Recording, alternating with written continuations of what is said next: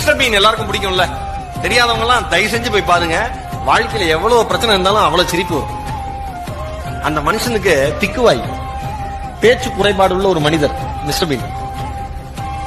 ஆனா நடிக்கணும்னு ஆசை. முதல்ல எடுத்தோன்னா தலைவர் சூப்பர் ஸ்டார் சினிமாவுக்கு போயிருக்காப்ல. சார் நடிக்கிறோம், இங்க தான் டயலாக் கொடுத்து படிக்க சொல்லியிருக்காங்க. தந்தி அடிச்சிருக்காப்ல, டங்க டங்க டங்க டங்க.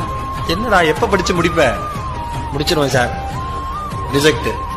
சரி டிவிக்கு போலாம், ரிஜெக்ட் ரிஜெக்ட் ரிஜெக்ட் ரிஜெக்ட். அப்புறம் யோசிச்சிருக்காப்ல, பேச்சு குறைபாடுனாலதான் இவ்வளவு ரிஜெக்ஷனோ, அதை சரி பண்ணுவோன்னு சரி பண்ணிருக்காரு. மறுபடியும் ரிஜெக்ஷன். என்ன பண்றதுனே தெரியல.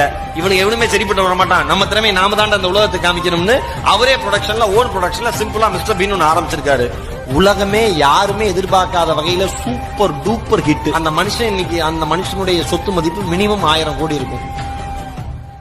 ரிஜெக்ஷன் இருந்தாதான் வாழ்க்கையில நமக்கு சந்தோஷமே.